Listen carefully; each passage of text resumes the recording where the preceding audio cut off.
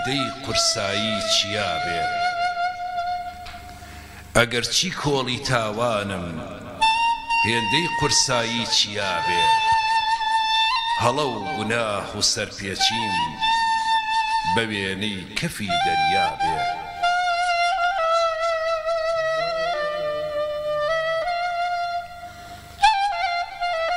ئەگەر چی کۆڵی تاوانە هێندەی قورسایی چیا بێ ئەگەر چی کۆڵی تاوانن هێندەی قورسایی چیا بێ هەڵا و سەرپێچی و گوناهم بە وێنەی کەفی دەریا بێ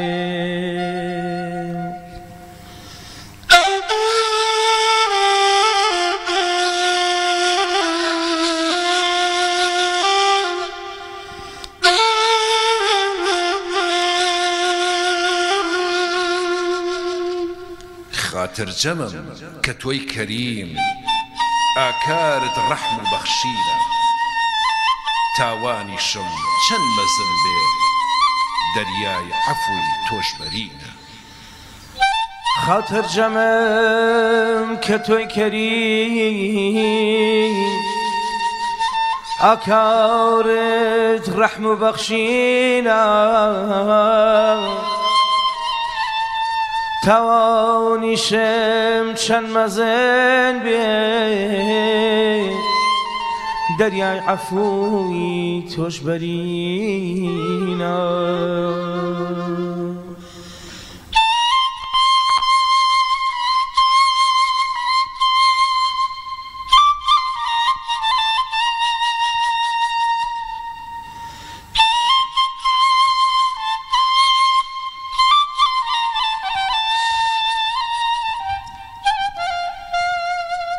ئەگەر بە تەنها چاکەکار لە ڕەحمەتت کاکار بێ ئەگەر بە تەنها چاکەکار لە ڕەحمەتت کاکار بێ ئەی کێ پەنای میهرەبانی و فریاد ڕەسی تاوانکار بێ ئەگەر بە تەنها چاکەکار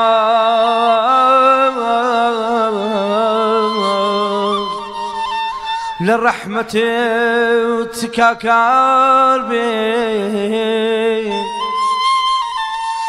ئەی کێ پەنای میهرەبانی فریاد ڕەسی تاوانکار بێ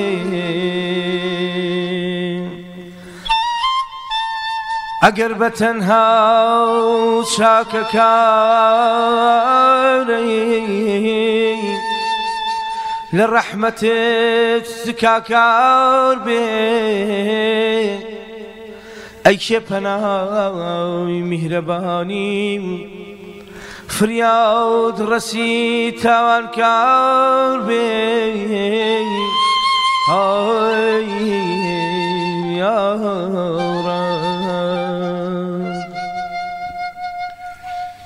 هاتوومە قاپیت ئیلاهی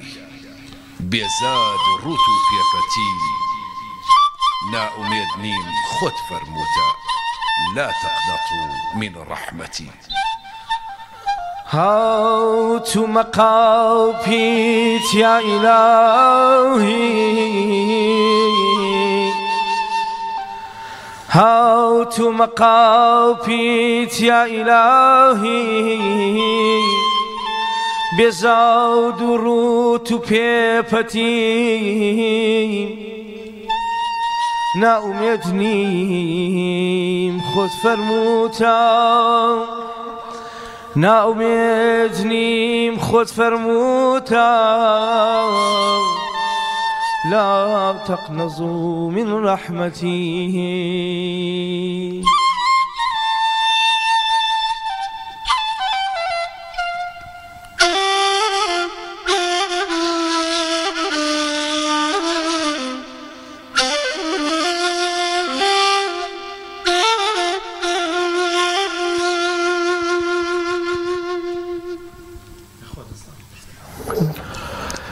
بەناوی خوای بەخشندە و میهرەبان سڵاوتان لێبێت ئازان و خۆشەویستانمان تاعات و ڕۆژوتان قبول بێت ئینشاءڵڵا لە هەر جێگەیەک هەن بیسەر و بینەری ئێمەن دەخوازین کە بەختەوەر و ئاسوودە و تەندروست باش بن ئینشاءڵڵا ماندووبوونی تاعات و ڕۆژوتان ئینشاءڵڵا بەزایە ناچێت و دەبێتە توێشوویەکی پڕ بەرەکەت بۆ ڕۆژی دواییتان ئینشاءڵڵا خۆشەویستانمان ئەمشەیش بە میوانداریە مازیانە لە خزمەت ئێوەی ئازیز دەبین لە بەرنامەی سیگەوهەر. زۆر سپاس کاک دانیال تاعات و عیبادەتی بەڕێزی شەقوبڵی ئینشاءڵڵا بە خێراتی هەموو لایەکەکەین بەڕێزان ماوەسا سامان قەرەداغی سرودبێژ و هونەرمەندی ئاینی یاخوا بەخێر سامان سپاس دەکەین بە زۆر بەڕێز ماوەسا نەریمان حەسەنی شاعیر دەستخۆش بێ ماوەسا زۆر سپاس بۆ بەڕێستان وە کاک هێمن پێنجوێنی و ساپزانەکەی کاگە مەگانە گەشتۆ شتێک کتێبێ بەخێر بێن یاخوا سپاس کاک شوانگیان سڵای خوای گەورەتان لێبێ خۆشحاڵم ئەمشۆ لە بەرنامەیەکی نوێی سیگەوراتین و خزمەتان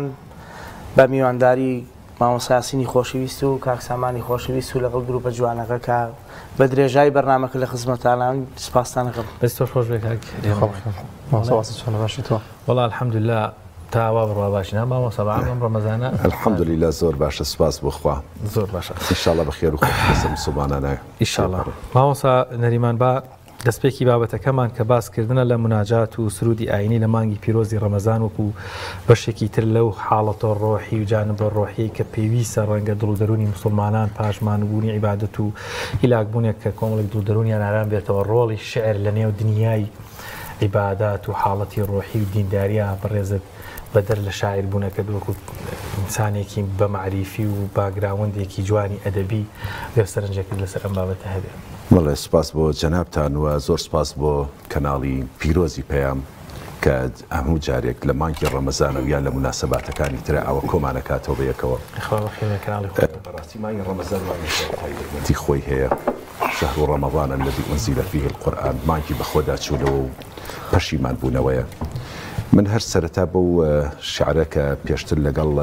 کاکی منی خۆشەویستە باسێکی ئەو شیعرەمان کرد. بەڕاستی لە ڕەمەزانە ئینسان ئەتوانێ ئەشکی پەشیمانی خۆی بڕێژێ و بگەڕێتەوە لەو تاوانانەی کە کردوێتی و بتوانێت دڵ و دەرونی خۆی پاکاتەوە. ئەو قەسیدەی کە سەرەتا خوێنمانەوە حەزم کرد لەسەر ئەوە شتێ بڵێم کاتێکە ئەبوو نواسی شاعیر بە کەسێکی خراپ ناوی دەرکرد بوو بەڵام کاتێکە وەفاتی کرد حتا گومانیان لەوە هەبوو کە ئایا لەسەر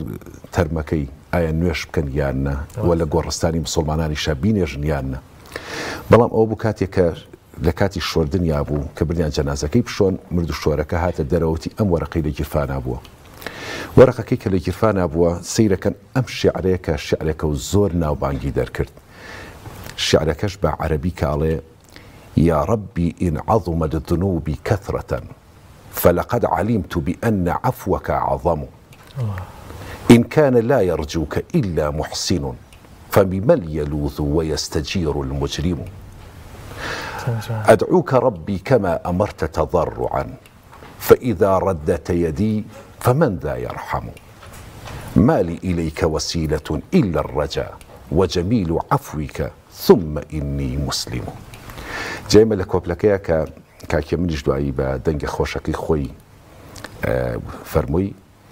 لە ئەخیرە کاڕین هاتوومە قاپید ئیلاهی بێزاد و ڕوت و پێپەتی نائومێد نیم خۆت فەرمووتە لا تەقنەتوا من ڕەحمەتی. ئێمە ئەگەر هەرچی بکەین بەڵام ئەبێ مسلمان ئەوە بزانێت کە هەموو دەرگاکان بەڕوویە کراوەتەوە. دەرگای مانگی ڕەمەزانیش بەڕاستی هەلێکە مسلمان لە دەستخۆی نەیە و هیوادارین ئینشاءڵڵا ئەوەیشی کە لەم ڕەمەزانەیە زۆر کەس ئەبینی کە لە ڕەمەزانانە ئەگەڕێتەوە و دیارە ئەدەب ڕۆڵی خۆی هەیە لەمەیە و شیعر و مناجاتەکان زۆر ڕۆڵی خۆیان هەیە. ئەتۆ ئەتوانی لەمەیە ئەو هەستانی خۆت دەربڕی و مسلمانانیش بتوانن لە ڕێگای شیعرەکانەوە زیاتر ئاشنا بن بە پاڕانەوەکان بە دوعاکان چونکە بەڕاستی ئەمە مانگی دوعا و لێخۆشبوونە. من لەسەر ئەوە کە لەسەر دوعا عادەتەن لە ڕەمەزانە من لە کۆبلە شیعرێکە هەر ئەڵێم ئەگەرچی ئاسمان دوور لە زەمینە مەودای گەردوونیش پان و بەرینە وەک ڕەگی لامل نزیکە ئەوەی لە سەروی ئاسمان باڵانشینە دەستت بڵند کە لە قاپی خوددا نزا ساڕێژی زام و برینە. هیوادارم ئینشاءڵڵا لەم ڕەمەزانەیە لە نزاکان بێبەش نەبین و ڕاستی نزاڕشی زام و برینی دەستخۆش بێخوا مامۆستا سامان بەخێر بێت فەرە دوو چاومان ئەگەر تۆش وتەیەکە دەبێت فەرموو تمەگە وتەیەکە بێت لە خزمەتتان وەزعی لەگەڵ ڕەمەزان چۆنە ماوەستا وەڵا الحەمدولله سوپاس بخوا تا ئێستا بە باشی ناومانە ڕەمەزان بەهارێکی ماشەڵا باراناوی و باراناوی سوپاس بخوا ئێستا لە فێنکی دەرچووە بەڕاستی ساردە ینی وەڵا بەتەکیت چاکەتەکان پێدانامەکیە چاکەتم لەبەرەوە دەستان خۆش بێ کاک دانیار پێمان خۆشە مامۆستا سامان گوێمان لە بەرهەمێک کاگێ من ئەگەر وڵا کاکسامان دۆستێکی عزیز و خۆشەویستمانەوە دەنگ و سەدایەکی زۆر خۆشیە هەم بۆ سروت هەم بۆ قورعان خوێندن ئینشاءڵڵا دواییش پێمان خۆشە عەشەرێکمان بۆ بخوێنێ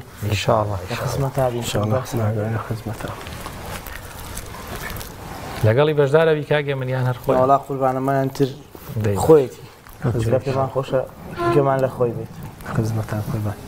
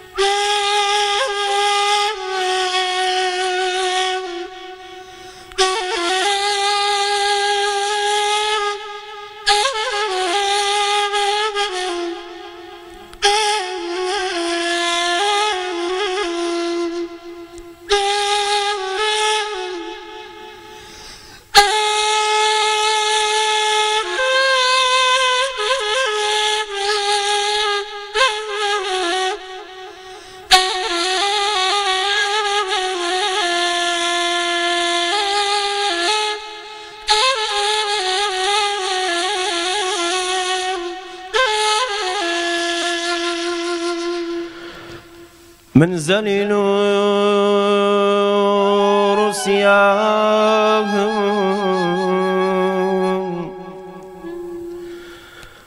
من ذليل رسياهم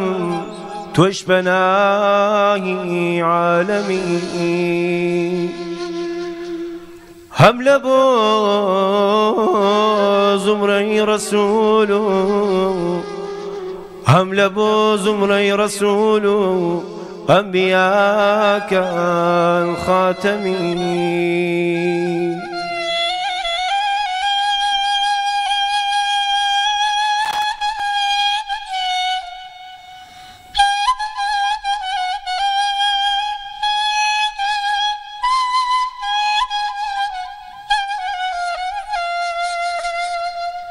تو شفيعي محشرهم داد خداهي مذنبين من غريب بنوام توي رحمة للعالمين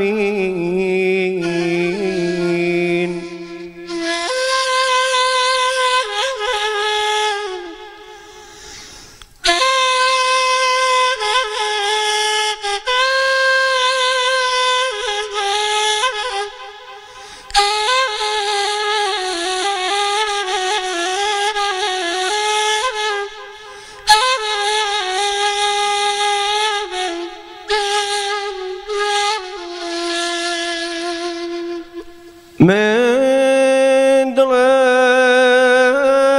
تاریک و پڕ دەردە و ئەتۆش بەدری منی من لە داوی نەفس و شەیطان زەلیلم وەک ئەسیر من خجالة باري حزوري شاهي لولاك خوم من بآهي سردوا كوتم لدور بێزار لە خۆم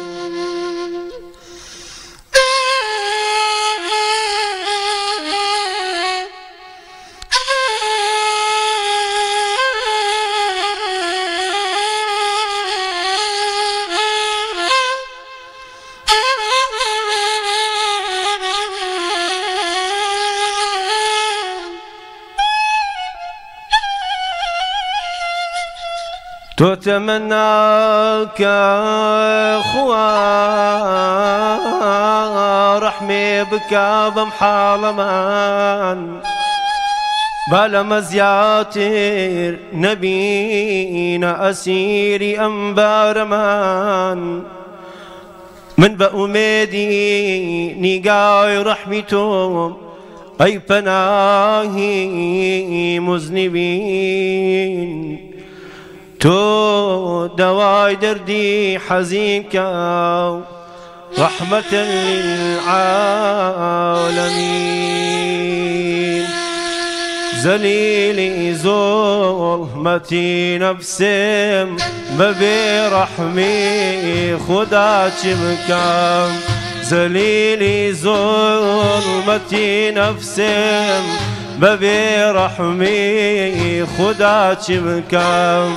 بجي فادي يردكن مائل لدس نفسه هوا چمكم بجي فادي يردكن مائل لدس نفسه هوا چمكم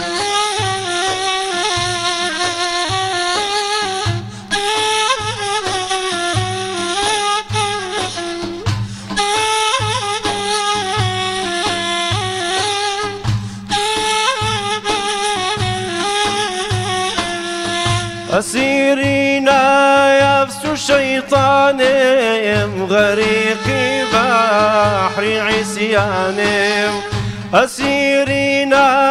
يفس شيطانهم غريقي بحر عصيانهم ببيك اشتي شفاعته نجاتي مصطفى شبكم ببيك اشتي شفاعته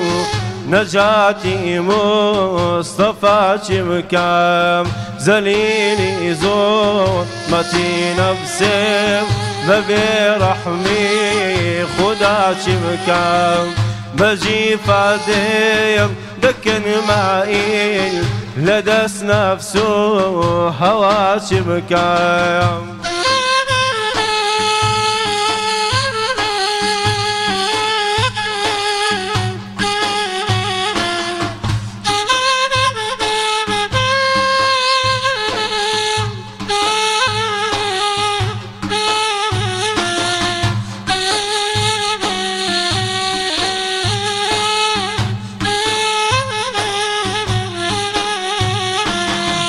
عمل ما داير في دري حسان قبر قهوة تقواشين عمل ما داير بدري حسان قبر قهوة تقواشين ببي أعمال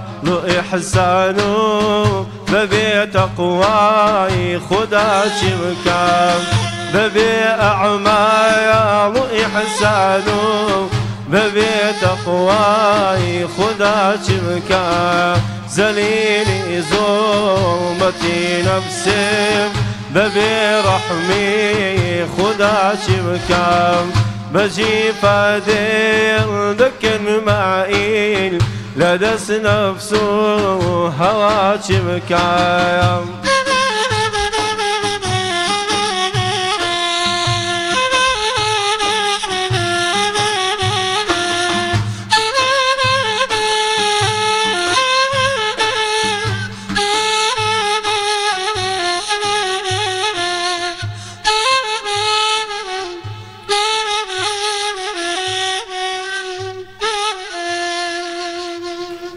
نەخوا دەستان خۆش بێ و دەست خۆش ئەوسە نەریمان لە نێو شاعیراندا لە مەجای مناجات و عیرفانیەت و ئەو بابەتانەیە زیاتر متابعی کام شاعری زیاتر کام شاعر بەردەوامی خوێنیتەوە؟ والله زیاترەوەی کە ئێمە هەمومان دەروێشی تەریقەتەکەی مەحوین، یعنی مەحوی بەڕاستی ئەتوانم بڵێم هەموو شاعیرانی تر بەگشتی، بەڵام مەحوی زۆر تایبەتمەندە بەڕاستی. هەر ئەوە شەکەوامان لێکە من زۆربەی جار کە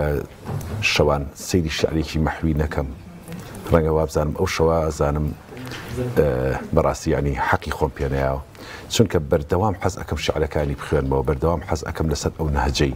ئەو شێوازی کە ئەو دەری ئەبڕێ، ینی بەڕاستی مەدرسەیەکی زۆر تایبەتە. کام شعریان زیاتر متاثری پێ؟ واللهی بەعام، بەڵام ئەو قەسیدەیەکی هەیە کە لە ناکەسکاریاوەی پێنج خشتێک بڵێ، ئەو پێنج خشتێکە هەر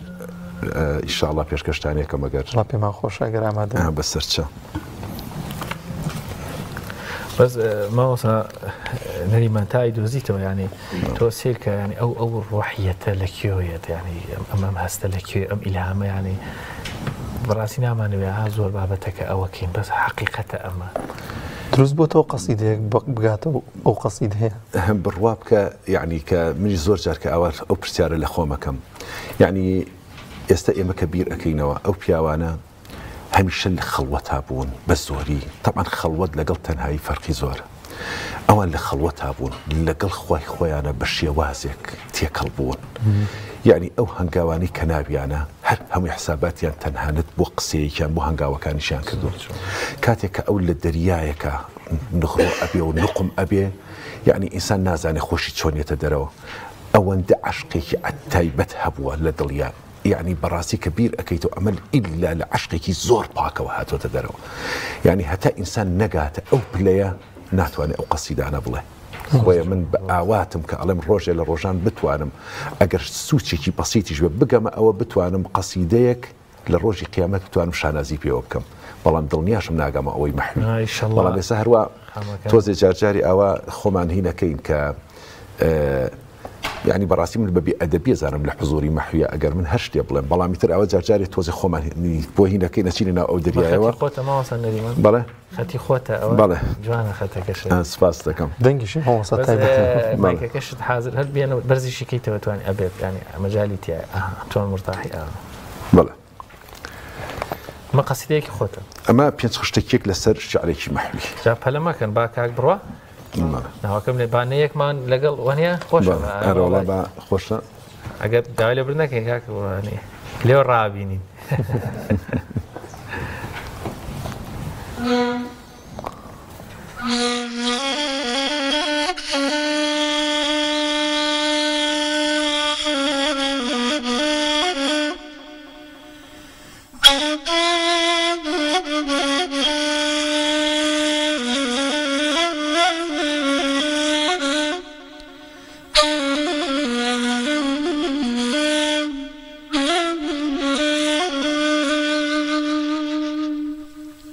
تۆ بووی بەخشید بە من عمرم،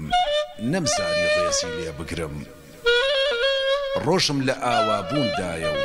چاوەڕی تاریکی قەبرم، پڕ ئاه و حەسرەت و داخم بۆیە دامێنی تۆ دەگرم،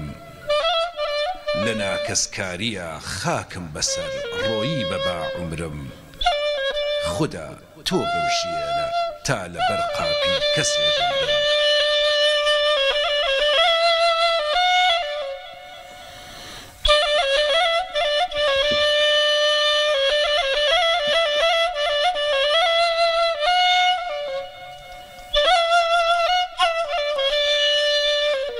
لێم یاساغە کات و ساتم تێناگەم لە کەین و بەینی،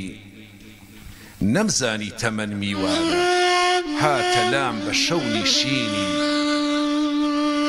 لە دەستم چوو نەماوە ڕووی ئێستا وا لە فەزای کەونی،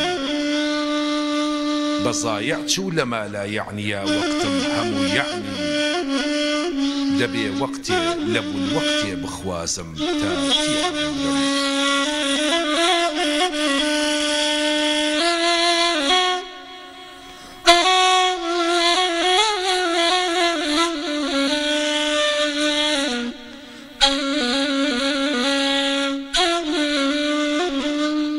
بەهاری ژینم بەسەر چوو گەڵای دار زەردی مەوسیمە، منی سەرمەستی بادەیژین بێ ئاگام مەرگ ڕاوچیمە لەگەڵ زەنجی ماڵاوایی تازە لە شوەی منداڵیمە ئەجەل دەورم دەدا حازر بە وادەی دەور و تەسلیمە منی غەفڵەت زەدە هێشتا خەریکی مەسئلەی دەورم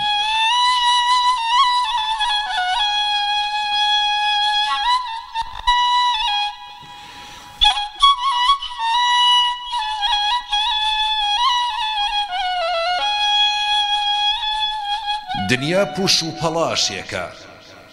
بێمانایە دنیا پوش و پەڵاشێکە بێمایە و وا بەدەم باوە جێگا و شوێنی نادیارە بێسوودە بڵقی سەر ئاوە گەردڵ بکەی بە هاوڕازی غافڵ ئەکا هەتا ماوە خەیاڵی پوچی دنیا وا دەماغ و دڵمی پێچاوە قیامەت هەر مەگەر ڕۆژی قیامەت بێتەوە فکرم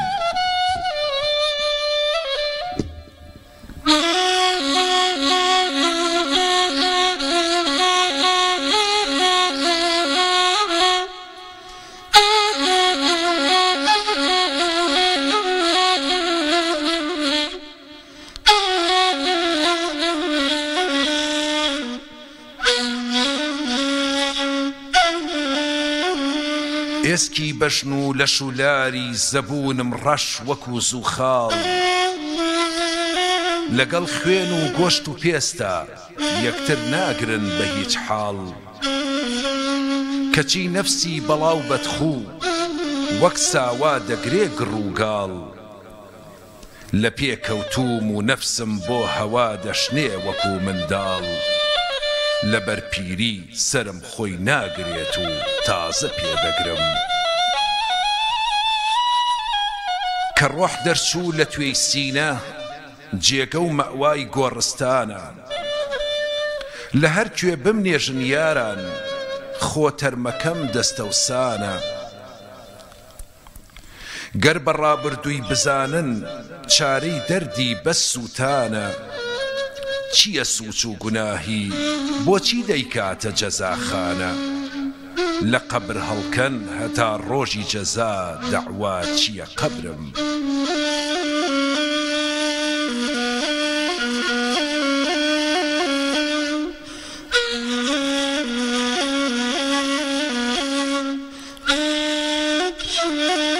کۆڵم قورسە بە تاوان و کۆڵم قورسە بە تاوان و بێدەسمایە و دەستخەڕۆ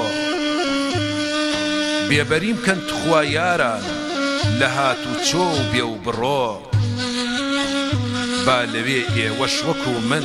نەبن ڕوو ڕەش و ڕەنجەڕۆ سبەینێ یوحشەڕ المەرئە براگەن فرسەتە ئەمڕۆ تەبەڕابن لە من با کەس نەبێ حەشری لەگەڵ حەشرم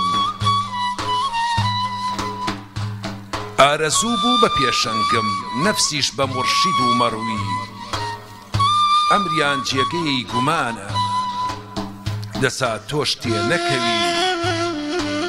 بەجود خوازیاری دەروونن حەزەر کەی دوی نەکەوی لە من نازانم ئیتر نەفسی بەدخۆچی دەوێ مەحوی کە بەدکردار و بەدڕەفتار و بەدئەفکار و بەدتەورم گوناه وەک گەڵای داریش بێ نابینرێ لە شولاری سەرجەم نووسراوە لە نامەی کرداری بەندەی هەژاری بۆیە داوای عەتف و لوتفی تۆ دەگات جەنابی یاری مەگەر بەرمەوجی بەحری ڕەحمەتم خا وەسفی سەتاری وەگەرنا زەحمەتە پابوونەوەم ناممکینە سەترم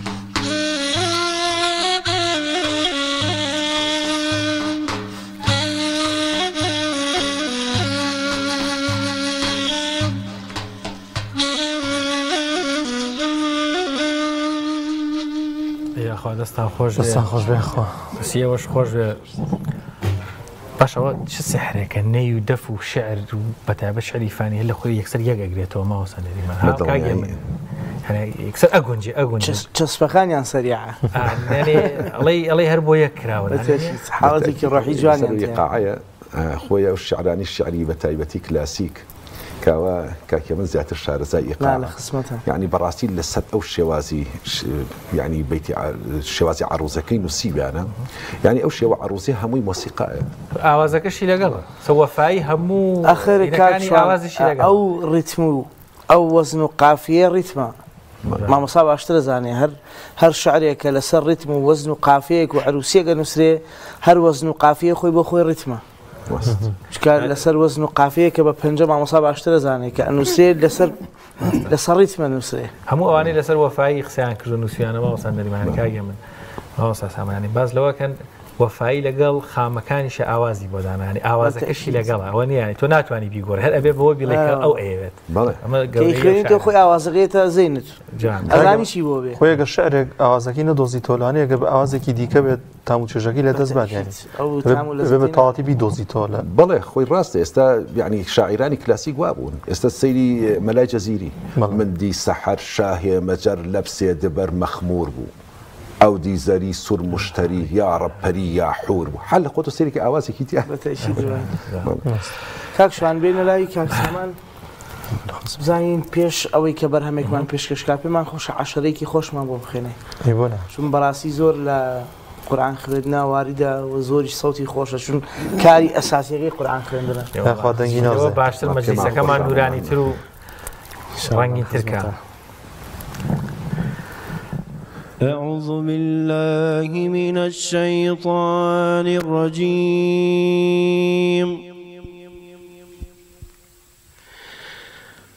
بسم الله الرحمن الرحيم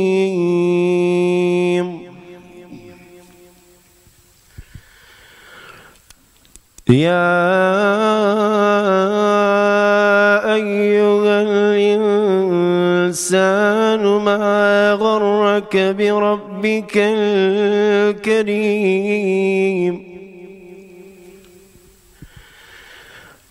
الذي خلقك فسواك فعدلك في أي صورة ما شاء ركبك كلا بل تكذبون بالدين وإن عليكم لحافظين كراما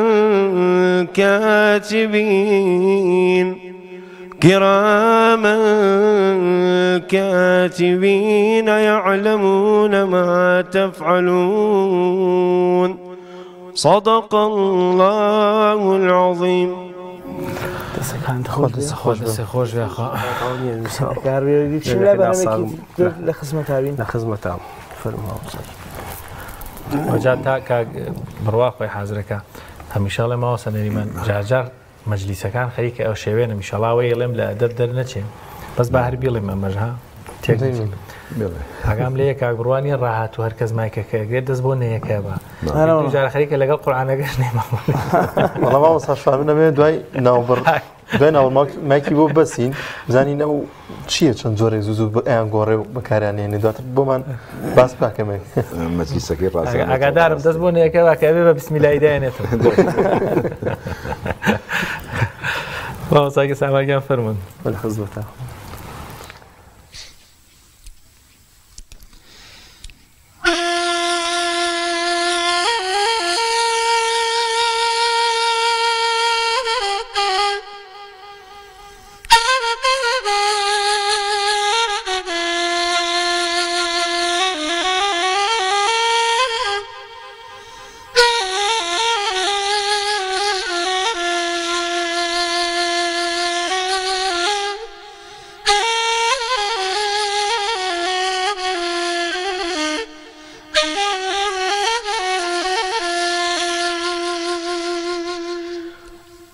زليل رشي هردو دنيا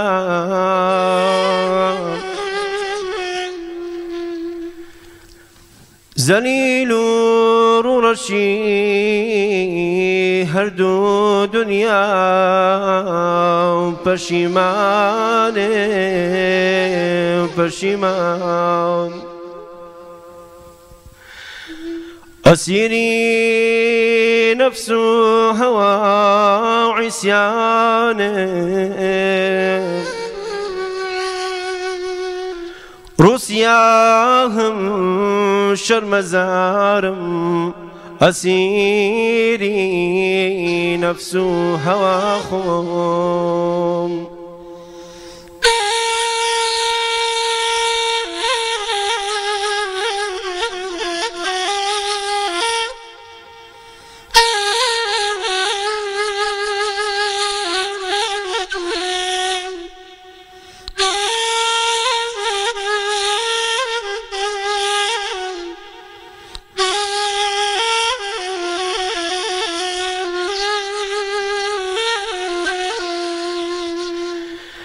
لكرداري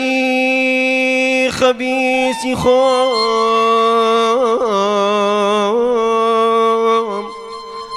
سرشور به واخوم پشیمانم بجارك مالي ويرانم كويران حالو بالم لدستشو چاكي جارانم دل رشويران حالم پشیمانم پشیمان ربي بنيرا صلوات بو حبيبي خوش لقايته ربي بنيرا صلوات بو حبيبي خوش لقايته أحمد وأسعد محمد مجتبى يا مصطفيته يا مجتبى يا مصطفيته يا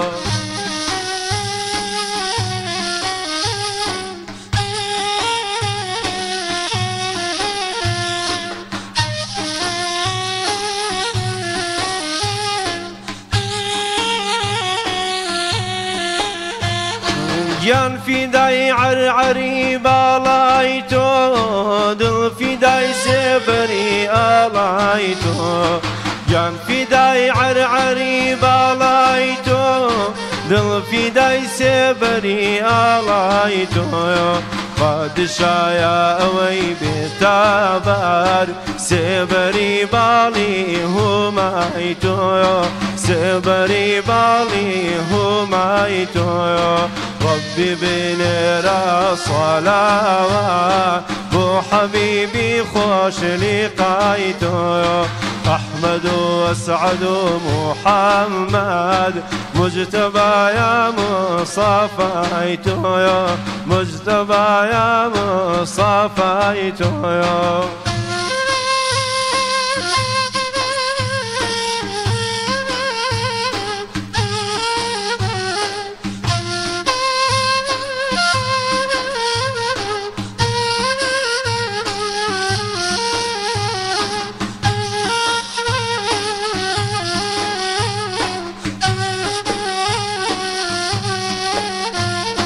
شاد بي وكسي ببيني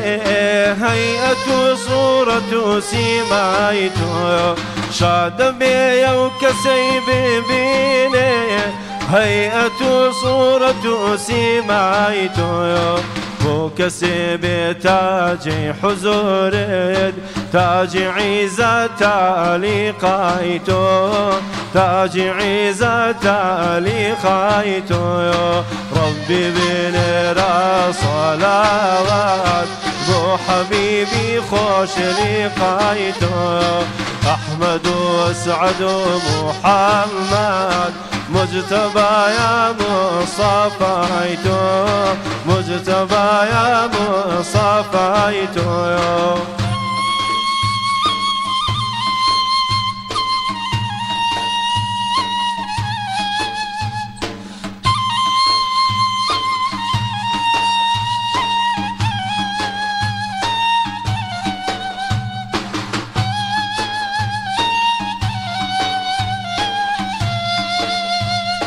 شونمی فیضی تو شیفایا بو جفا کشی وفای تو شونمی فیضی تو شیفایا بو جفا کشی وفای تو مرهمی زامی دلانا چاوی آهوی به خطای تو چاوی آهوی به خطای تو ربي بنرى صلوات بو حبيبي خوش لقايته أحمد وسعد محمد مجتبى يا مصطفيته مجتبى يا مصطفيته دەستەکانت خۆش بێ کاک سامانیان کاگەڕانگیان دەستان خۆش کاگە داستان مناڵیمانم هەڵە نەبمنەوە تو 6 حوت وابوو ئەو سرودە هەبوو کاگێ من بیلالکردنی بزانم تو من گوێی نازانم پێم ئەوە کۆن شارەکەی مامۆسابکەیم دەڕیسە بەس ئاوازەکەی من هەر لە کەسێکی و کوڕێکی ڕۆژهەڵاتی و جۆبنەی بووە هەر تقریبان فۆلکلۆری خانەقاییە ئەوەستا نەریمان هەر شاعرێک و تایبەتمەندی خۆی هەیە لە نووسینی شعرە تۆ چۆن چۆنیە چۆن ئەو ئیلهامە شعریانە چۆن ئیلهامەکەی خۆی جوانە هەر شاعیرە و شێوازێکی خۆی هەیە وەڵام من زۆر جار ئەمەوێت لەو ڕیتمانەی کە هەیە دەرچم زۆر جار من شعرەکان ئێستا هەم لە کتێبەکە شاوام لێ کردووە هەندێ هەستی سیاسی هەیە ئەوانە کە چەند لەسەر ڕووداوەکانی ڕۆژ ئەنووسی ئەوانە هەمووی کاریگەریان زۆرە و هەروەها ئەو شێوازی سۆزداری و هەروەها شێوازی عیرفانی و ینی شاعیر بەڕاستی ئەبێ جامیع بێ شتەکانی ینی لە هەموو بوارێکا بنووسێ چونکە کاتێک یەکی دەست ئاياتە کتێبێک هەیە لەوانەیە حەزی بە جۆرە شعرێ بێ هەندێک کەسی کە حەزی بە شعری کۆمەڵایەتیە هەندێک حەزی بە شعری ئاینیەکەیە یعنی ئەبێ ئەو شێوازانە بەڵام بە شێوەیەکی گشتی ئەو شتانی کە ڕۆژانە هەستی ئێمە ئەجوڵێنێ ئەو هەستانی ئەمان جوڵێنێ ئەو هەستانە تۆ لە مێشکی خۆتە وەکو چیرۆکێکی لەکەی دوایی ئەم چیرۆکە بەڕاستی ئەگەر لەو لەحزەیە ئەو شتێک کە بۆ دێت یەتە مێشکتەوە ئەگەر نینوسیت و دوای بیرتەچێتەوە بۆیە من زۆر جار تووشی ئەو کێشەیە بووم ئێستا وام لێ کردو هەر لە بۆی مۆبایلەکەم گرتەوە بەدەستمەوە هەر شتێ هەر بیرۆکێشتی هەبی یەکسەر بینوسم بۆی لە بیرم نەچێتەوە بەڵام ئەو شێوازە بەڕاستی ئێمە لەسەر قوتابخانەکانی پێشوو ئەڕۆین بەڵام من ئێستا زۆر جار بە ناو شتەکانی ترە ئاگەڕێم هەتا قەسیدەیەکم هەیە کاتێ باوەڕدارە بیت دوو گۆرانی بێژی ئەمریکی جارێک گۆرانیەکم بینی تەرجەمەکەی بە عەرەبی بوو تەرجەمە کەلیماتەکانی جاری کە دووبارەم کردەوە کە بەڕاستی گوێم لێگرت ینی ئەمە لەوە ئەچێ ئینسانێکی زۆر باوەڕدارە مینووسی بێ بە دوای شیعرەکە ئەگەڕام شیعرەکە شیعری ستیڤن سیچوارس شیعرەکە بەناونیشانی وێن وی بلیف کاتێ باوەڕدارە بیت ینی بەڕاستی ئەمە بوو ئەو کەسانی نووسیوە کە لە ژیانە بهیوا ئەبن هێناوێتی شێوازێکی زۆر باوەڕدارانی کردووە جا ئەوە من حەزم کردووە لەو شێوازەی کۆن دەرچم ینی بەڕاستی تێکەڵ بم بەوانەیە بەناو ئەوانەیە یا مەسەرێکی وەکو نزار قەبانی کە کاتی ئەچێتە ڕەوزەی پێغەمبەر صلی الله علیه وسلم کە بە شاعیری عشق و خۆشەویستی ئەمانە ناسراوە بەڵام کە چۆتە ئەوێ قەسیدەیەک ئەڵێ ئەو قەسیدەیە بزانی چۆنە یا مەسەلەن ڕەشید سەلیم الخوری کاتێک کە خۆی مەسیحی بوو لە مەهجەر کاتێک کە کۆچەری بوون لەوێ یادێکی لەدایکبوونی پێغەمبەریان کردووە صلی الله علیه وسلم ئەویان دعوت کردبوو کە دعوتیان کردوتیان ئێمە پێمان خۆشە تۆ وەکو کابرایەک کەسێکی مەسیحی کە هات بەشداری کرد نامێکی زۆر جوانی بۆ نووسین نامە زۆر جوانەکە کە پێی وتن وتی ئەگەر بێت و ئێوە هەر کەسێکتان خەڵگەری ڕەوشتێکی محەممەد بوونایە ئێستا پێویستی بەوە ناکرد یادمان کردایەتەوە پێویستمان بەوە بوو ئەو کاتە یادی یەکە بە یەکەی ئێوەمان کردایەتەوە جا ئەوە نامێکی زۆر جوانی لەسەر نووسیوە و شعرێکی زۆر جوانیش ئەوە ئێستا من حالیان کار لەسەر ئەواکەم کە ئەو شعری بتوانم زۆر بە جوانی تەرجەمەکەم ئەنجا من ئەمێ ئەو شێوازە بەڕاستی شێوازی تەرجەمە تێکەڵبوون یا مەسەن هەندێک شعری کوردی هەیە بیکەم بە عەرەبیە ئەوانەی عەرەبیەکان بکەمەوە بە کوردی بەڵام شێوازێکی بەرگێکی کوردیان بکەمەوە بەبەرە کتێبێک پەرتووکێک ئینشاڵڵا وەڵا کتێبەکەم مەوجودە بەڵام ئەوەیە کە دیارە نردوشمە بۆ جەنابتان دیارە بەدەستان نەگەیشتووە. مامۆستا حەزەتی عایشە ڕزا و ڕەحمەتی خوای لێبێ لە مەکتوباتی کاک ئەحمەدی شێخان نووسراوە تاکە شعرێک کە هەیەی ئەوەیە کە بەسەر وەسف و جوانی پێغەمبەر عەلەیهی سڵاو وسەلام ئەڵێ ئەگەر بیان بیستایە وەسفی جەمالی ئەو کەس بۆ کڕینی یوسف نەیەدا پارە جوانە ئەگەر لە جیاتی یوسف ئەگەر ناوی محەممەدیان ببیستایە لە جیاتی جاتی دەست جەرگ و دڵی خۆیان نەکرد پارە زۆر جوان قسەشە فەرمی ئەو هەستا کە ئەو شاعیرە هەیەی لەو ڕۆژانەیە من ئەو شعرەی هینم بینی شعرێکی قەیسی کوڕی مولەوە کە لەو کاتی ئەو هەستەی چۆن بۆ دروست بووە کاڵێ الشەمس قد قسمت نصفين لي ولها النور في خدها والنار في كبدي ئەڵێ کاتێک کە خۆریان دابش کرد بۆ دوو بەش ڕووناکی و ڕووناکیەکان نا بە گۆنای ئەو ئاگرەکەشیان نا بە جەرگی من هەریکە ئەو دابشێکە ئەو دابشکردنا کە شاعیر ئەیکات یعنی هەستێکی زۆر سەیرە لەو دقەیە یادی تر دوای ئەو دروست نابێتەوە. ماوەسا نەریمان هەر لە پاڵم بابەتانەیە بە دەرفەت ێزانم بەڕاستی پێم خۆشە سەرنجی بەڕێزت قسەت هەبێ لەم بابەتە سوودی لێوەرگرم منیسەت خۆم چێژ لێوەرگرم ئینشەڵڵا بینەرانیشان شت لەبەرەوەی لە مانگی پیرۆزی ڕەمەزانیان مانگی پیرۆزی ڕەمەزانیش مانگی لێخۆشبوونە یەک تۆز بگەڕێنەوە بۆ ئەدەبیاتی کلاسیک ئەو با بڵێن پاشخانە معریفین ئەدەبیاتی کوردی شاعیران تامان ئەمە دەستکۆن لە دەستەواژی ئەدەبی ئینشەڵڵا کەس بە هەڵە لە مەتێنەگا ئێمە سالک و سۆفی و فەقێمان هەیە وەسەن سوختەشمان هەیە ئەمان هێشتا بەوەش قوبوڵیان ناکەن خۆیانەکەنەوە غولامێکی بچکۆلانە لە حزوری خاپی خۆیان داوای لێخۆشبوونەکەن کە ڕەنگە لە ڕۆژگاری خۆیانە کەسی یەکەمی عالمی ڕۆژگاری خۆیان ئەم جۆرە لە خۆنواندن لە بەردەم خاپی خوا بۆ لێخۆشبوون چی بە ئێمە ئەڵێ ئێستا ئەگەر یەک تۆز عیلم و معریفەت ئەگەر هەشمان بێ وامان لێت کە ئیتر ئێمە تەواو مسۆگەرمان کردووە ئەولە قوربان لە کاتێککە ئینسان لەگەڵ خالقی خۆیان ئەدوێ مرۆڤ بە نیسبەت خالقەوە چییە؟ سفرە یعنی ئەو کەسانی کەوە ئەچنە بەرقاپی خوای گەورە داوای لێخۆشبوون لە خوا ئەکەن یعنی خۆی سفرە ئەو یەکە وانە سفر لە بەردەمی یەکە هیچ نییە یعنی وانە یعنی خوای گەورە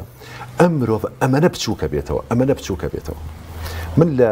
قەس شعرێکە لە کۆتایەکەی کاڵم کە باسی پێغەمبەرەکەم صلی الله عليه وسلم لوتفێ بفەرموو بێمە دیدەنیت بە ئەشکی خوێنین ڕەوزەت پاراو بکەم بیلبیلەی چاوم ڕاخەم لەبەر پێت خاکت بە لێوی خاکت بە ماچی لێوم گڵاو بکەم یعنی بەڕاستی ئەو خاکەی ئەو من ئەمەنە خۆم بە کەسێکی کەم ئەزانم ئەو نەخۆم بە کەسێکی پیس ئەزانم ئەگەر خاکەکەشی ماچیشی کەم گڵاوەکەم شاعیرانی کۆن بەڕاستی تێگەیشتون ڕاستە مەولەویژە فەرمێ یاخوا کڵەی چەم گەردی پاڵات بۆ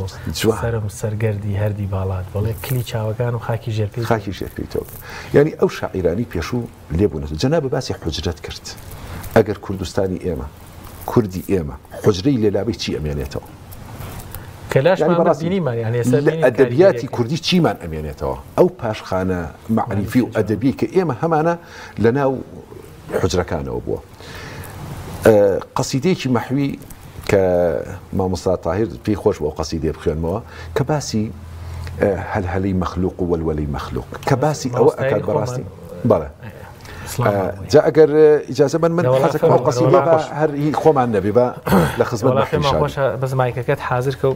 کاک بڕوا دڵم نایە نازانم تەکلیفێکی تر بکەین بۆ دڵێ گەورە بێت دەی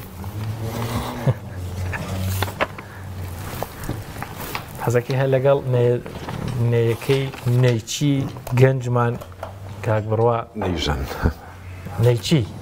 مەولەوی فەرمێ نەیچی وەڵام وا تێگەیشتەوەیە کە ئەیژەنی نەیچی ئەوەیە کە دروستیەکە نەیزەن ئەوەیە کە لێ دەدا لە ئێمە دوشتی جیاوازن لە ئێمە دوای ئەی سەلمێنم بۆ مەولەوی مەوەستی کاک بڕوا بوو فەرموو کاک بڕوا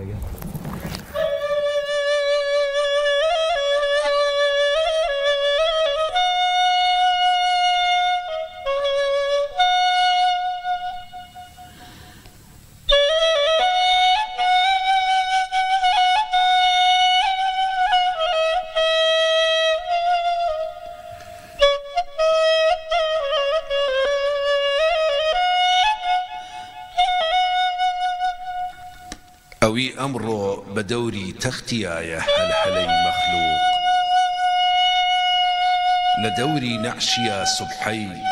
دەبینی وەلوەلەی مەخلوق بە پەلپەلکردنی سوبحەی ئەگەر ببوایە باوەڕیان دەبوو قەت بەم حەددە نەبوایە بۆ دنیا پەلەی مەخلوق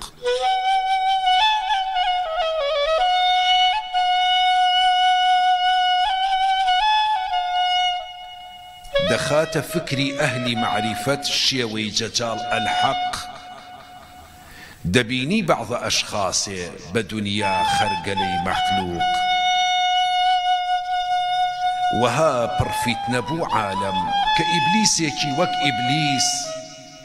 نەماوە مەئمەنی غەیری کڵێشە و کەڵکەڵەی مەخلوق لە پەردەی جیلوەیەکدا ڕوونمایە شۆڕی سەد مەحشەر نیقابێ لادە لەو چیهرە ببینە زەلزەلەی مەخلوق بە ئاوی تێگەیشتین ئێمە دنیا هەر سەرابێ بوو هەموو دەشتن بە خلکان و لە وشکیشە مەلەی مەخلوق لە سووقی دەهردا دووکانی هەر کەس مدەتی عمرە گەوهەردانە بە پشکەڵدانە مەحوی مامەڵەی مەخلوق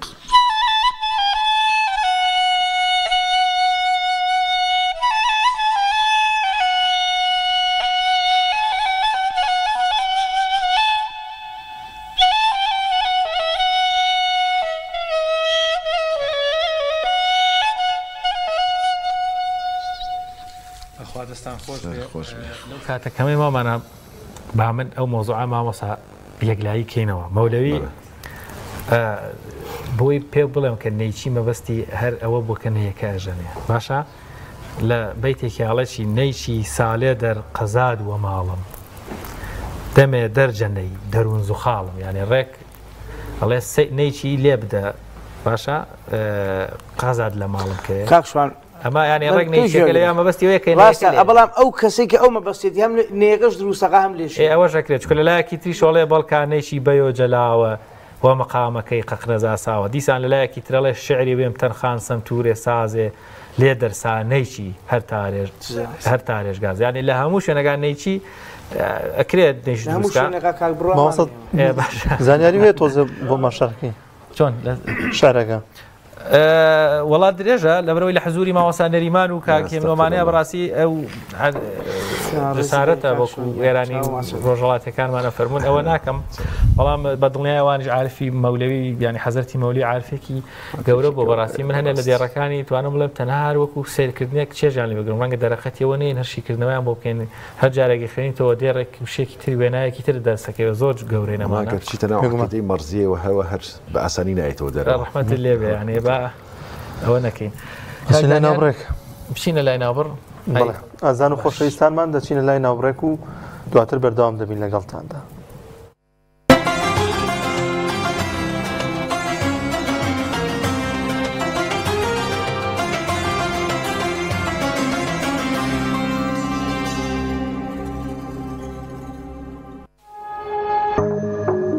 تۆپ ئارت تاکە بریکاری تۆڕی میدیایی کۆمەڵ بۆ بەرهەمهێنان و بڵاوکردنەوەی ڕێکلام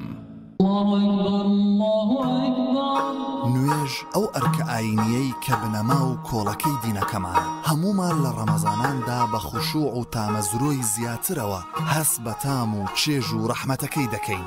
بە هیوای ئەوەی دوای ڕەمەزانیش و بێ پچڕان و بە ئیستیقامەوە بەردەوام بین لەسەری و ڕەمەزان بکەینە مانگی عادەتکردن بەم ئەرکە پڕڕەحمەتەوە شیری ئاڵتونسا ڕەمەزانتان لێ پیرۆز دەکات.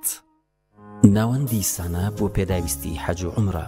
بینینی شوێنە پیرۆزەکانی ئیسلام چێژی تایبەتی خۆی هەیە پێشانگاکەمان کار ئاسانە بۆ حاجی و عمرەکارانی بەڕێز بۆ ئەوەی سەفەرەکەیان تایبەتتر و تەنها بیر لە بەجێهێنانی فەریزەکانیان بکەنەوە. ئەویش بەدابینکردنی هەموو جۆرە پێداویستیەکانی حەج و عومرە بە نرخی جملە و باشترین جۆرەکانی کە تەسبیح بە هەموو شێوەکان و سیواک و بەرماڵ و هەموو جۆرە بۆنێکی گەورە و بچووک و کڵاو و ئاوی زەمزەم بە چەند شێوازێک لەگەڵ ئەوانەشدا باشترین جۆری قەڵەمی قورئان خوێنمان لا دەست دەکەوێت. لای ئێمە هەموو بابەتێک تایبەت بە دیاری بۆ خۆشەویستانت بەردەستە. ناونیشان سلێمانی حەوزە وشکەکە بازاڕی مراد تەنیشت دوکانی حاجی عارفی عتار یاخود گەڕەکی ئازادی جادەی سیەکە نزیک مزگەوتی هەنجیرەکە. بۆ زانیاری زیاتر پەیوەندی بەم ژمارە تەلەفۆنانەوە بکەن. ناوەندی سانە پێداویستی حەج و عومرە.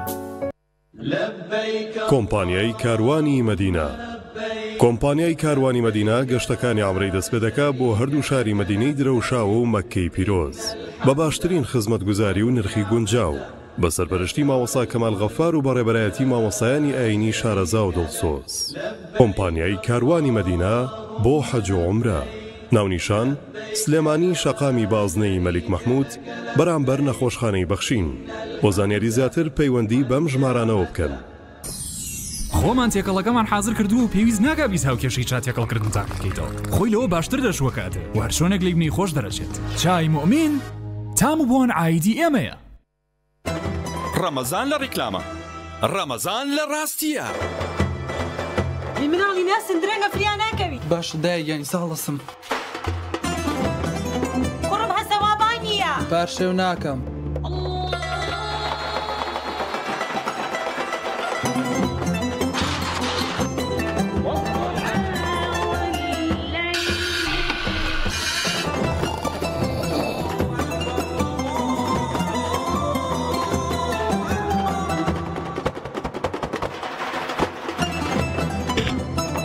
بەڕۆژیت بەڵێ بەڕۆژم.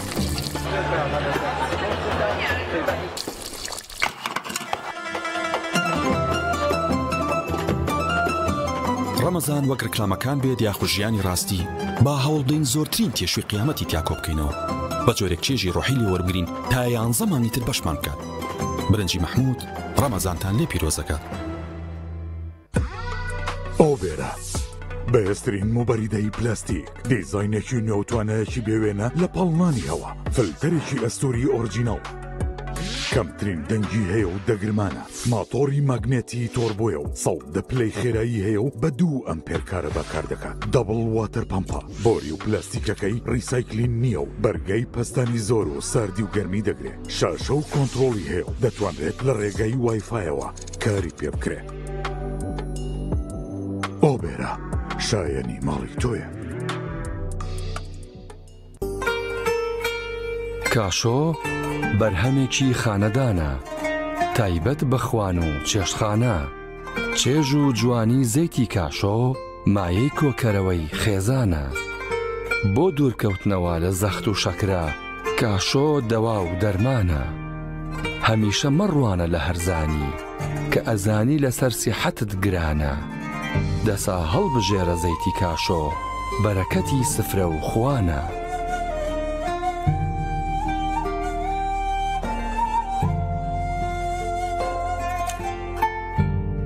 هەرچەند لە یەکتر دوور بین دیسان پێک دەگەینەوە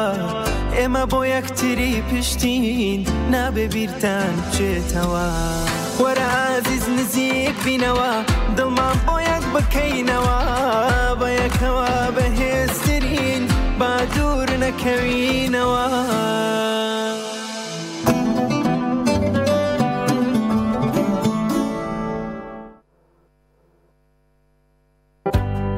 گرفتی ئەوەت نەبێت جلەکانت پیس بوون و بۆنیان ناخۆش بێت کاتێک جلشۆری هایسنس بیورجێتت هەیە.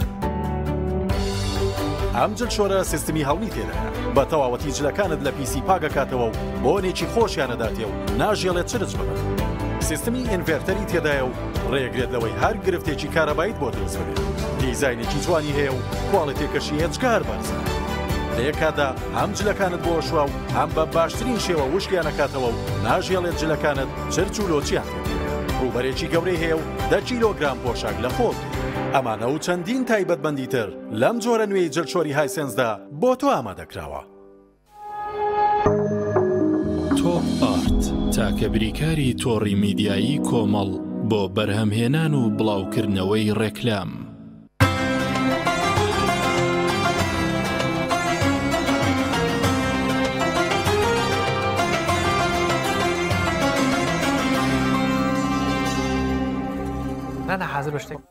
سانمان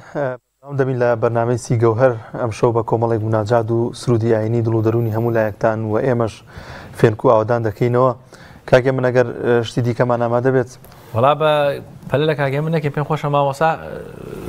بە فرسەت تێزانم مامۆسا نەریمان لێرەیە حەزەکەم شتێکی ترمان بۆ بخوێنیتەوە مامۆسا نەریمان. وڵا جاگەر فەرموون هەر شعریشی کورد هی خۆت یان هی بەس شتێکم زۆر پێجوان مامۆستا نەریمان ئەوەی کە قەسیدەیەک تێکەڵ کردێتەوە لەگەڵ ئەوەی مەحوی هەستم بەوە کرد یعنی بادان بۆ نادانی خۆمانە بێن بەڕاستی کە بۆ نمونە کە مەحوی خوێنینەوە لەو بەحرە قوڵە تێناگەین خۆکرێ یەکێک بێ بۆمان سادەکاتەوە هەنێک بیتی تر لە پاڵ ئەوی ترادانێ بۆی ئەوە ئەویش پێفێکین ئەمە ڕازم ئامانجێکی جوان بوو. وڵا هەر بوو ئەوە وامان کردووە کە ناگەین بە ئەو بەڵام هەر ئەمانوێت وەکو ڕوونکردنەوەیە تایبەت بۆی ئێمە خوێنەر زۆر باشە ینی کەسێکی لە ئاستی ئەدەبی بەرز نەبێ ئاسانتر ڕەنگە تۆزێک بتوانێت ڕاستە فەرمی جا ئێستا بەڕاستی هەندێک قەسیدەی شعری تر هەیە من ئەمەوێت محاولی ئەوەکەم کە ئێستا ئیش لەسەر ئەوە شەکەم ئینشاءڵڵا کە وەکو لەگەڵ شعرێکی کوردیە بیکەم بە پێنج خشتێکی ینی چۆن پێنج خشتێکی لەسەر شعرێکی شاعیرێکی تر وەکو مەحوی وەکو ئەناکەین لەسەر شعری عەرەبیش بیکەین. جا منەوە ئێستا لەسەر ئەوە دوعایەکە جوانە ڕزمایکەکەت بێنیتەوە نەیشت ئەوێ مامۆسا وەڵای تر بەبێ ئەو نابێ.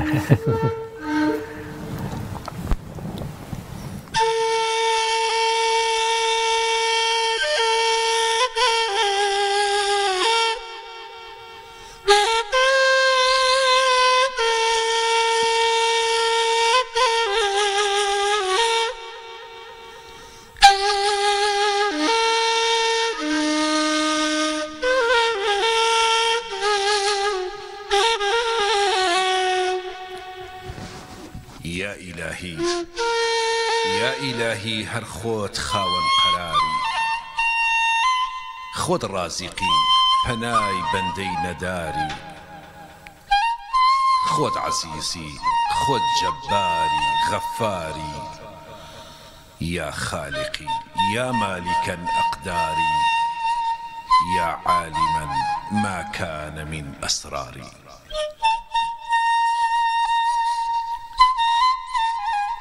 منی غافڵ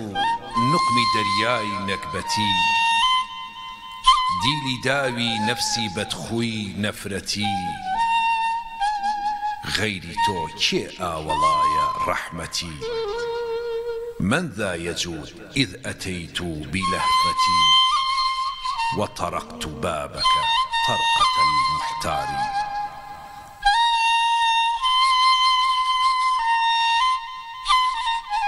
ڕوم ناوەلێت چاو بە ئەسرین و گرین ڕووسیاهم دڵڕەش و ڕێش و برین تۆم پەناهی یا مالکی یوم الدین یا من بلا وعد يقابل الزائرين اقبل سجودي واستمع أعذاري. ئەگەر سەد جار لە دەرگاونەت دەریشم کەی هەردێمەوە ئەبینم تۆی ئەی خودای من دەریشم کەی هەردێمەوە تو خدامی تو پنامی توی سوزێکی هەناوی من تو هەناوی ڕازی دڵمی دەریشم کەی هەردێمەوە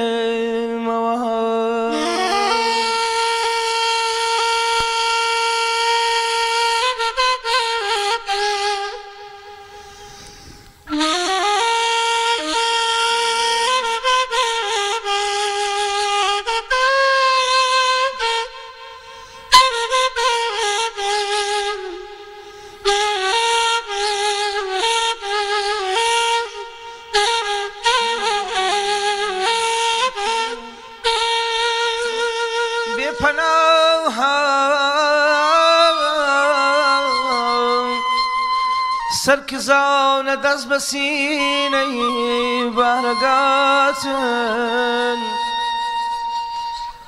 بۆ هەمیشە دەست بە سینەم دەریشم کەی هەردێمەوە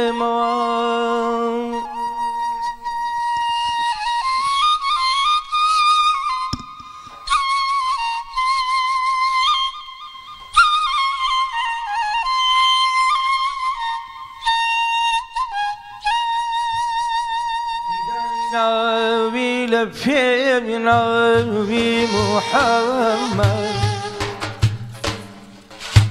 فداي نبي لبيب نبي محمد ربا زوري بجيم نبي محمد سروه مرم بقرباني محمد جنم بافي ديا هاني محمد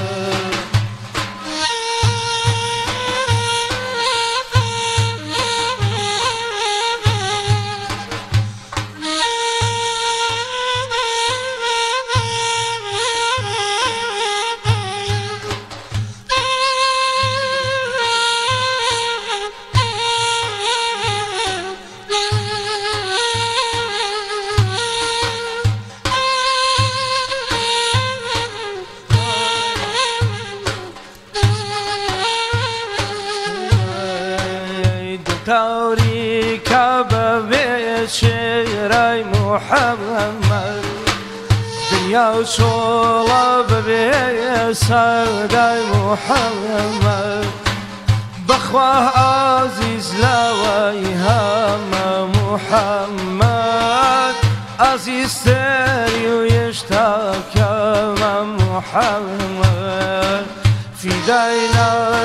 لفينا محمد رضا زوري بجمالي محمد سروه مالم بقرباني محمد جنم بافي ديواني محمد هالشي هم بفيداي محمد سريشم قرباني رجاي محمد بنوري تو يا رياك محمد شوان شريتو بياك محمد في دينا لفينا محمد ربا زوري بجمالي محمد سرو مالم بقرباني محمد جنم بافي دياني محمد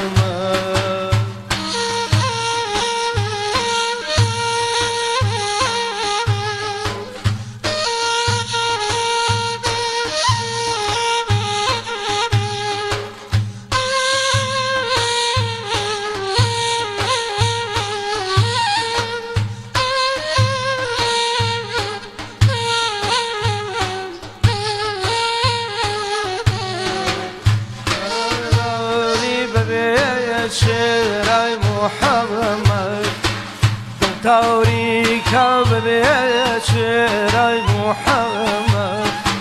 دنيا وشولا بسدي محمد بخوا عزيز لويهم محمد عزيز تري ويشتاك محمد في دينا لفينا محمد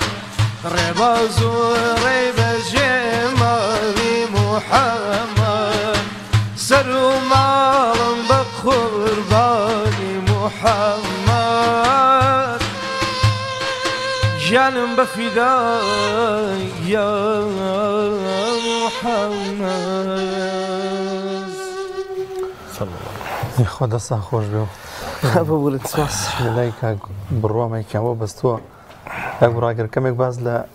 نێ و ئەو چەند جۆرێکە پێ ئەمە هەمیشەوە ئازانی یەک جۆر لەبەری کە شکلان لە یەکە چێ ئەگەر کەمێک باز لەوە ئامێرەمان بۆ بکەیت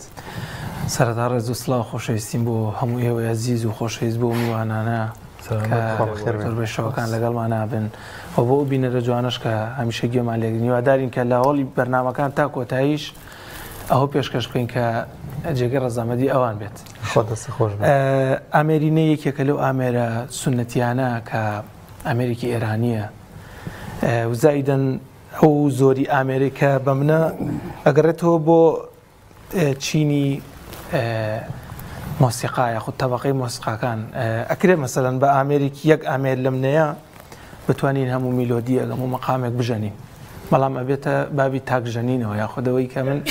بە تەنیا خۆم بم و بژەنم هەرچێک بێ بەڵام کاتێکە لەگەڵ یەکێک لە هونەرمەندە بە ڕێزانەیان هەر هونەرمەندێکی دیکە بێ دابنیشیت نەیبژەنی پێویستەکات چەند دانەیەکت پێوێ چونکە هەر کەسێک مەسەلەن ئەگەر کەسەکە پیاو بێت یا ئافرەت بێ یاخود تەبەقەی چینی سەوتی خۆی جیاوازە هونەرمەندێک تا هونەرمەندێکی تر بۆی بە پێی تەبەقەی سەوتی ئەو ئامێرەکەش ئەگۆڕین بەو شێوازێ گۆڕینەکە فەرقی چییە ئەستورترە درێژتر هەتا مەسەلەن ئامێرەکە درێژتر بێ دەنگی ئامێرەکە گڕترە یاخود زۆر بەیسترە گڕترە با بڵێ بەڵام کاتێکە ئامێرەکە بچووکتر بێت دەنگی ئامێرەکە تاقی بکەین و بزانین چۆنە جیاوازیەکان بەسەر چاو مە درێژترین یانە لەمە درێژتریش هەیە بەڵام لای تۆ ئێستا بەڵێ ئێستا لێرە نا ئێستا پێم نییە نازانم ئەمە لێرە ئێستا ئەمە درێژترین ئێستا ئەمە درێژترین یانەکە من پێمە لێرە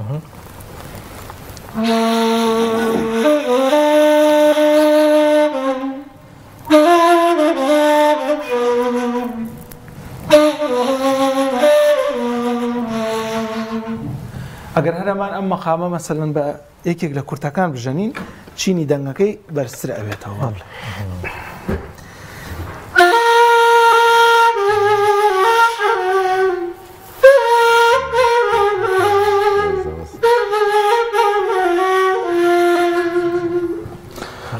ئەزمونی خۆت کاگە شوان کاک دانیات پێم وابێ ئێمە لە کوردیشە ئالەتێکی ترمانەیە کە هەمان سەبکە کە پێڵەن شمشاڵ چون شمشاڵ تەواو کوردیە بەڕاستی زۆرێک لە ئامێرە هەوایەکان بۆ شێوازن کاگەن مەسەلەن نەی باڵەبان و دوودووک و نەرمەنەی و شمشاڵ و نەی تورکی و کەواڵە و ئەمانە و ئامێرانن کە ئەگەر ئەو چەندانێت پێ نەبێ ئەو چەند عادەدەی کە خۆی هەیە دروستەکرێ پێت نەبێ ناتوانانی مەسەن لەگەڵ هونەرمەندێک تا پێرفێک بی بە تەواوی بژێن مامۆستا ئەنەریمان هەست ناکەی نەی تا ناوەکەی خاڵی بێت جوانتر دەنگی لێت پێمان نەڵێت تا ئینسان خۆی خاڵی نەکاتەوە لە نەفس و ئارەزوەکانی دنیا دەنگی ناکا بە مەقسەد بەڕاستی وەڵات جوانە کاکێ من لە شاعیران زۆر جوان دەرباری نەی کە قسەیان کردووە مەولانای ڕۆمی که فرمی بشنوز نی چون حکایت میکند از جدایی ها شکایت میکند طبعا کتو بیری دکی الکی جو بگره لنی چی اک بسر هات یکی جارته طبعا کاتی نی قامیش بوا ام قامیش ل زوی ابوا بری بیانته ونیا استك او صوته على او نال بو چیه نال کل دس فراق لدس اویک انالین بو خاککی او چون او انالین بو خاکمیش او انالینم جا کاک آری عبداللطیف تعبیری جوانی لسنی کرد وکاله نیجان هناسی خود داگر سینه ورجوره کم هستیانه لخو سپیدی که عاجز و تنیام قرم تیه بردواهات و شو هذا تأخيري شعرك كاله تازه عزيزم خنايته حوشي مالكم بكاته باخ خور للروج يقدا هر يك جار هالدي لدستي الروجگار هزاران جار اخ يعني اوني كتيكل اكابر راستي بتاكيد دسخان خوش بيه مجارك يلمو بويا عالم تيكلي ني كردوا شيوانيكم في ني كردوا راست بس خوش وهي من يعني ما مستا بالريال بروا ناكم ديتي نامي بچمو مناقشه كي بيشوتر ماوسا بڕوای نەیچی و نەیساز و نەیچڕ هەرسێکیان چونکە دروستی شیەکەی وازانن خەڵکی شوێرەکەی و سازی شیەکەی سرم لە یەک سڕ دەرناچێت تۆ کە نەی ئەژەنی یان با بڵین بەکارێنی چاوەکانێ داخی لە حاڵەتێکی ڕۆحی جوانیت چۆن ئەو کۆنتاکە دروستەکەی لەگەڵ دەنگی یا مامۆسا کە شعرە خوێنێتەوە یا کاگێ من کە با بڵێن ئاوازێک ژیان مامۆسا کە نەغمەیەکمان بۆ چڕێت چۆن ئەو کۆنتاکە دروستەوە تۆ نایان بینی سەریان ناکە من تەرکیزی تۆ دەم ینی تۆ بەس چاوت نوقاندۆ نەیلی ڕاستیەکەی خودی خۆم بۆ دوو هۆکاریەکە ڕێن و یەکەمەوەیە کە ئەم ئامێرە زۆرترین ئەندامی جەستی تیا بەکاری مەسەلەن زمانە لێوە ددانە هەناسەیە دەستە ئامێرەکانی دیگە بەو شێوازە نین ئەکرێت چەند ئەندامێکی کەمتری تیا بەکاربێنێ ئەوە ئەچێتە بابی ئەوەی کە ئەو ژەنیارە تەواو بە تەواوی مەشغوڵی ئەو ئامێرە ببێکای کاتی ژەنینە بۆیە قسەیەکیش هەیە هەمیشە ئەوەی کە ئامێر ئەژەنیە چاوی نبینی بۆی من چاوم کرابێتەوە داخرات وەک یەک وای لەبەر من ئەگەم لە مەسەلەن ژەندینی ئامێرەی خۆمە دووە میشان ئەگەرێتەوە بۆ خۆرسکی ئەو ئامێرە یعنی ئەگەر دقت بدەیت تەنها یەک قامیشە و تەواو چەند کونێکی لەسەرە و هێنراوە پێی ئەژەنرێ وەکو ئەمریکانی درنیە بە معامل و بە کارگە و بە چی دروست بکرێت و بە موادێکی شێوازێکی تر تەنها ئەوەی من خودی خۆمە چمە شوێنەکانەوە کە مەسەن نەیجێ لێ یاخود قامیشی لێ قامیشەکە لێ یەکەمەوەی هێنمەوە بۆ ماڵەدا یانم زەر دەبێت و بە حەجمی خۆی ئێبڕم و چەند کونێکی تێکەم و ئەم دەنگی لێ دەریێت هەموو قامیشێکی لەوانەیە نەبێت تایبەتمەندی خۆی ئەکیدی ئەوانی کە نەیجەن ئەبن یا خودەوانی کە هەمان قیاسن بەباشی دەتوانین لێ ئەوە ئەزمونەوەی لێ کردی کۆنتاکت لەگەڵ ئەوانەی کە نەیان بۆ ئەژەنی دروست بێ کەی ئەوەسی کەی بەرزیەکەیتەوە کەی خاویەکەیتەوە ئێمە خۆمان لە خۆمان تیەکەین ئەوە سێشتا هەرسێکی بەیەکەوە پابند ئێستا من لەگەڵ کاک دانیار کاک بڕوا بەڵێ کاک دانیار لێرە لەگەڵ کاک بڕوا لەگەڵ کاک سامان لەگەڵ کاکیە من ئێمە زیاتر لە یەک تیەگەین یعنی من ئێستاڵم ژیان بریتێ لە شعر ئەگەر شعر لە ژیانە نەبێ ژیان نییە لای من وایە چونکە کاک بڕواش دێمتی ئەگا کاکێ منیش لە من تیەگا ئێستا ئەگەر من شعرێک کە ئاڵێم هەم یەکسەر ئەو بەڕیتمی خۆی یەکسەر وەری ئەگرێ کاکێ منیش لێەوە وەری ئەگرێ یەکسەر هەرسێکی پەیوەستە بەیەکەوە چاکنیانە سەر قسەی تۆ جگە لە بەڕێستان شوانی دیکە گەر شاعرێکی دیکەمان هەبوو بیان هونەرمەندێکی دیکەمان هەبوو بێت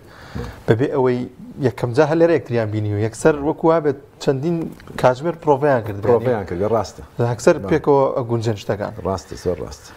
یەکی کاک بڕوا وەک ڕۆحی من خاڵی لە دین و کون وەک جەرگی منە کاک سامان خۆشە لە خزمەتانی دوان هەمیشترمان پێشکەشکەی لە خزمەتامە سەرچاو هەمیش ئیشاد بۆ ماوەساکەمیش لە من تێگای تر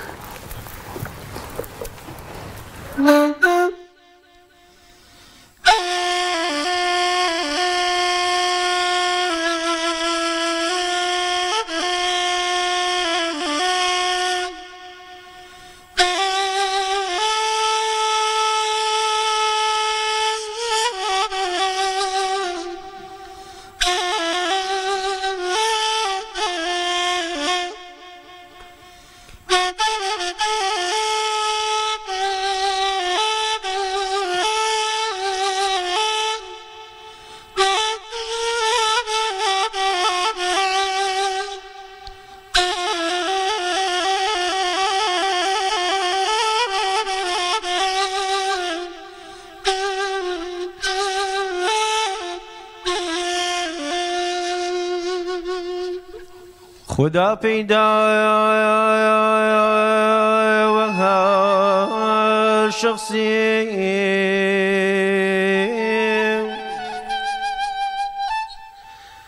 ببینه خط و خالی تو لفرقة در أجيبتو نصيبي بوصالتو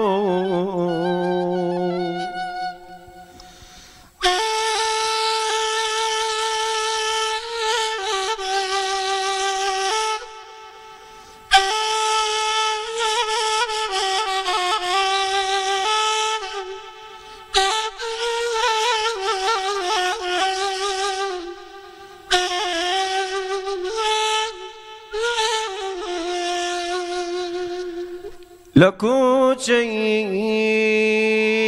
تنگی سینم دا گذر کا گر خیالی تو وجودي أودع قطري لصفاتي كمالتو ملي دلتي أكاقردون بهزي جتبالتو دبا بس بيترتاكي بنالم دو وكونيكي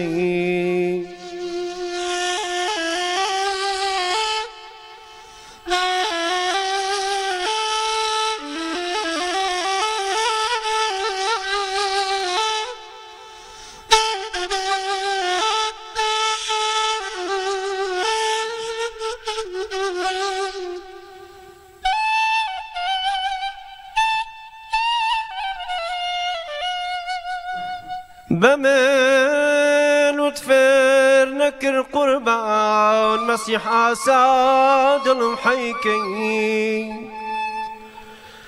بني قايتشاو ببيهوشو دلم سرخوشي بميكي هتمام مقاماتي فنا في خود بدلتكي قدري داري لشم بني تجولان باي شمالي تو هر كسي تالي بشمعي طالعتي جانان بيو هر كسي تالي بشمعي طالعتي جانان بيو شوق بيقول قورة وشو صنعتي پروان بيو شوق بيقول قورة وشو صنعتي پروان بيو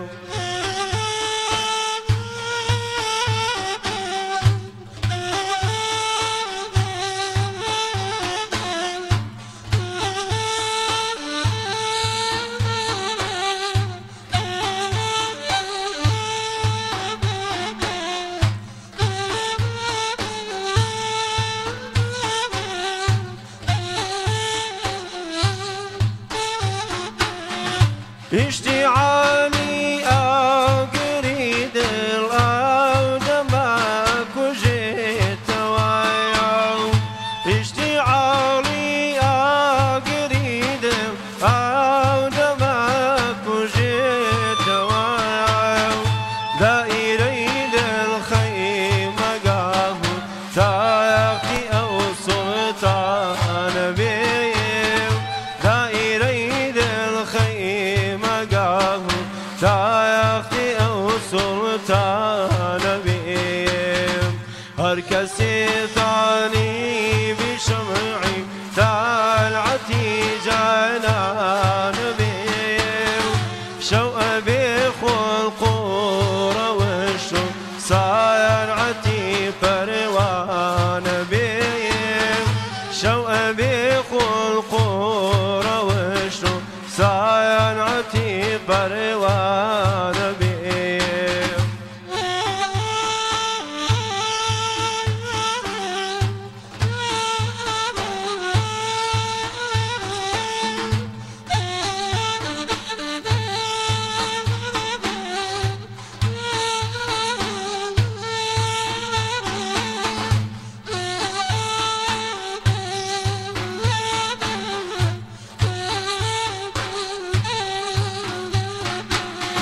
مصدوم مدهوشي لقاتي مكان الدنيا ببقايا مصدوم مدهوشي لقاتي مكان الدنيا ببقايا هرد بيدي وانا دايم بلباس خان بيه هرد بيدي وانا دايم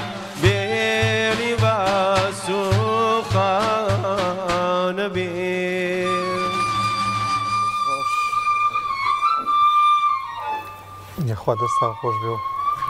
دەستان خۆش خەماوەستا سامان سامانگیان شڵا شەوێکی تریش باسی دەفەکەیەکێنەوت بام شەو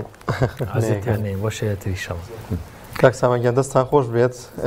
هاتینە کۆتایی و بە دوعایەکی مامۆستا نەریمان کۆتایی بە بەرنامەکەمان دێنین دەستان خۆش بێ یخوا بەخێر بێن سپاسانیش پێکەوەوانێ کاگێ من لە خزمەتیان مامۆستاگیان بخێر بن یخوا مامۆستا سامان قەرەداخی سرود بێژ بەروە مامۆستا نەریمان حەسەن و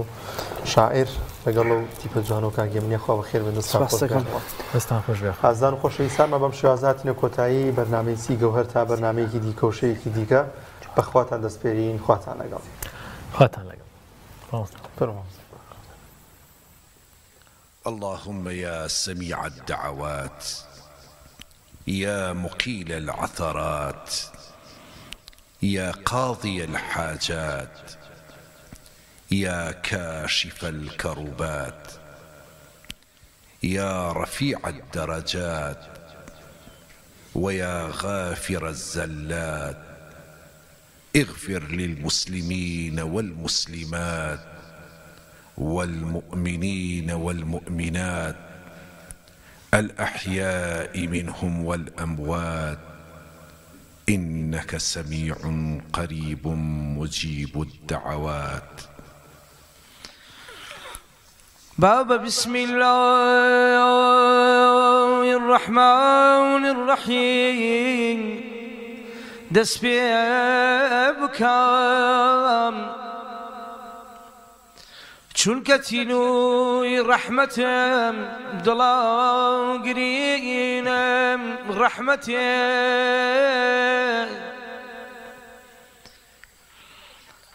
كائنات الحمد لله پر لنور رويتو أي حبيبي ياري رب العالمين رحمتي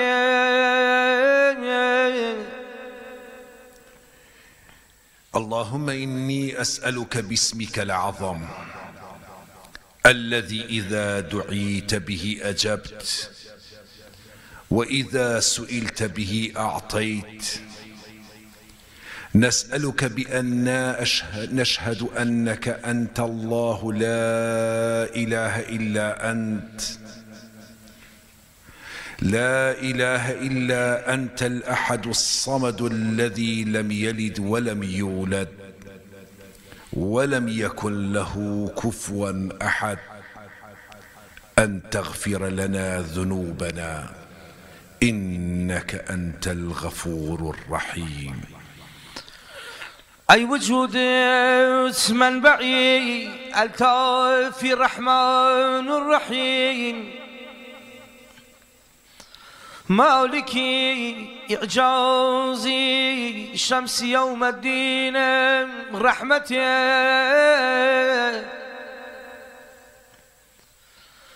قائمي إياك نعبد تبلغ ستو وإياك أريم نستعين رحمتي اللهم اغفر لنا ذنوبنا ووسع لنا في دارنا وبارك لنا في رزقنا. اللهم ربنا لا تؤاخذنا إن نسينا أو أخطأنا ربنا ولا تحمل علينا إصرا كما حملته على الذين من قبلنا ربنا ولا تحملنا ما لا طاقة لنا به واعف عنا واغفر لنا وارحمنا أنت مولانا فانصرنا على القوم الكافرين. اهدنا بور الصراط المستقيم توب خدا بويرا صراط الذين رحمتي من لأنعمت عليهم باوبي بجنبم خدا جرا يليكوي أمير المرسلين رحمتي اللهم يا رحمن يا رحيم ويا أمان الخائفين ويا غاية الطالبين اللهم إنا نسألك في هذا الشهر الفضيل أن تغفر لنا وتقضي لنا حوائجنا وتشفي مرضانا وترحم موتانا برحمتك يا أرحم الراحمين. غير توك يا من لمغضوب عليهم لا أداء وكول الضالين آمين. هيج نبينا رحمته تخوى وغافل لمن مبروج جزاء روسيا ماي شفيع المذنبين من رحمته